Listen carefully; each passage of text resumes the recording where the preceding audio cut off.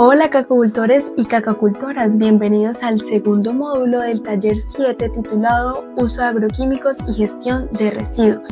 En este video vamos a aprender algo fascinante, los plaguicidas. A menudo cuando vemos un insecto en el cultivo o una mancha en la mazorca del cacao, la primera reacción que tenemos es que se debe aplicar un plaguicida. Pero si nos detenemos un momento y nos ponemos a pensar, ¿sabemos realmente lo que estamos aplicando? ¿Sabemos la diferencia entre un insecto y un hongo y entendemos por qué ambos deben controlarse de la misma manera? Hoy vamos a dejar de ver esos productos como sustancias tóxicas y vamos a empezar a comprenderlos como herramientas de manejo que si no se utilizan adecuadamente pueden traer consecuencias para el cultivo, para el ambiente y para la salud. Para ello aprenderemos qué es una plaga, qué es un plaguicida, cómo se clasifican y qué es lo que verdaderamente contienen estos agroquímicos.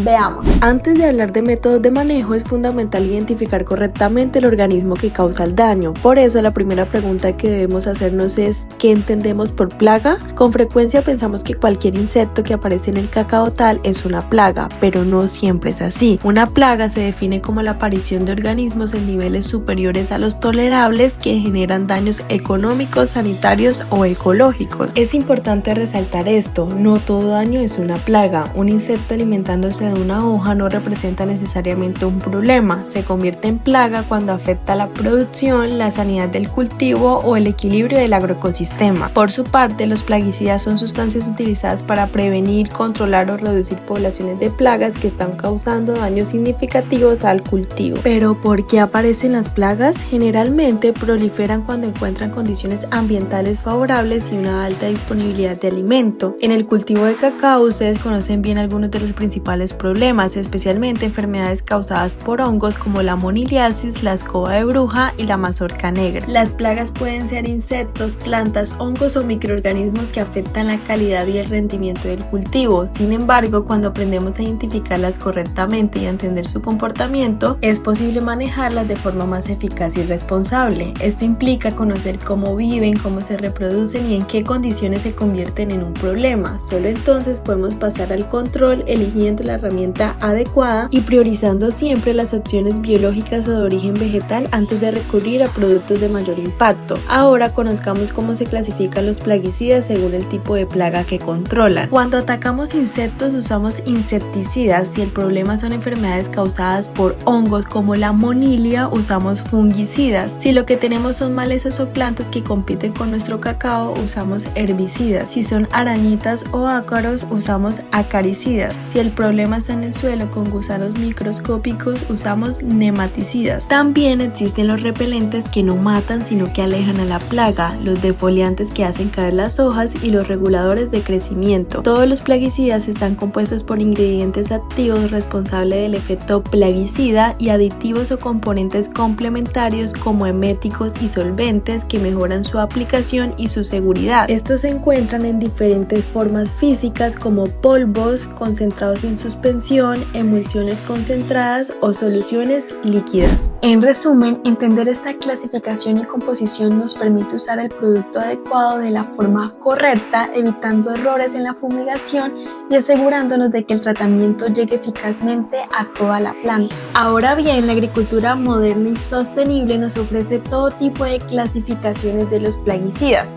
Conozcamos su clasificación según su origen. Los plaguicidas pueden clasificarse según su origen en los siguientes grupos: inorgánicos, que son aquellos derivados de elementos minerales como el mercurio, cobre, boro o azufre. Actualmente su uso es limitado debido a sus impactos ambientales y riesgos para la salud. Y también tenemos los orgánicos, que contienen carbono en su estructura y constituyen el grupo más amplio. Estos se subdividen en derivados vegetales obtenidos a partir de plantas como extractos de ajo, ají, canela o neem y se utilizan principalmente con fines preventivos, presentando menor riesgo de intoxicación. Asimismo, encontramos los orgánicos de síntesis, que son fabricados químicamente en laboratorio y son los más utilizados en la agricultura convencional. Tenemos los producidos por fermentación, que son generados por la acción de microorganismos a partir de procesos biológicos controlados. Y por último tenemos los biológicos, que están en crecimiento a nivel mundial, incluyen organismos vivos o sus derivados como bacterias, hongos y virus utilizados para el control específico de plagas. Ahora que ya entendimos qué es una plaga y qué son los plaguicidas, es importante dar un paso atrás y mirar el panorama completo. Entendemos que el uso de estas herramientas no surgió de la nada, sino de un reto global mucho más grande: alimentar a la población mundial sin comprometer la sostenibilidad del planeta. Hoy enfrentamos un dilema claro: la demanda de alimentos sigue aumentando, impulsada por el crecimiento poblacional y por una mejora en el ingreso per cápita. Hacia el año 2050 seremos cerca de 10.000 millones de personas y para alimentarnos será necesario un uso cada vez más intensivo de las tierras productivas y de las tecnologías disponibles. Este desafío no es nuevo, ya lo vivimos durante la llamada Revolución Verde entre 1960 y 1980. En ese periodo se logró un aumento masivo de la producción agrícola gracias al desarrollo de variedades mejoradas, la mecanización y el uso intensivo de fertilizantes y plaguicidas con el objetivo de combatir el hambre mundial. En la diapositiva pueden ver un enlace a un video que explica este proceso con mayor detalle. Durante esta etapa, al igual que en el gráfico que vemos aquí, todo parecía funcionar bien. Crecía la población, aumentaba la producción y habían más alimentos disponibles porque los recursos naturales aún eran abundantes y el sistema podía sostener ese crecimiento. Pero este modelo tiene límites. A medida que la población y la producción aumentan, también lo hace el uso intensivo del suelo, del agua y de los insumos químicos, y con ello la contaminación. Llega un punto en el que los recursos comienzan a agotarse y el ambiente ya no será capaz de absorber ni compensar los impactos generados. Cuando se superan esos límites, el sistema pierde equilibrio, disminuye la disponibilidad de alimentos por persona, cae la producción y finalmente también se ve afectada la población. Este es el llamado escenario de colapso, no porque falte tecnología, sino porque se sobrepasan los límites naturales de los ecosistemas. El mensaje clave de este gráfico es claro: el problema no es solo cuántos somos, sino cómo producimos y cómo usamos los recursos. Si seguimos explotando el suelo y el agua sin control, ningún sistema será sostenible en el tiempo. Por eso el reto actual no es producir más a cualquier costo, sino producir mejor. Esto implica usar los plaguicidas con criterio, fortalecer prácticas sostenibles y cuidar los recursos naturales para garantizar alimentos hoy sin comprometer la capacidad de producir mañana. Como vimos, como cacaocultores contamos con todo un abanico de opciones para manejar las plagas de manera responsable.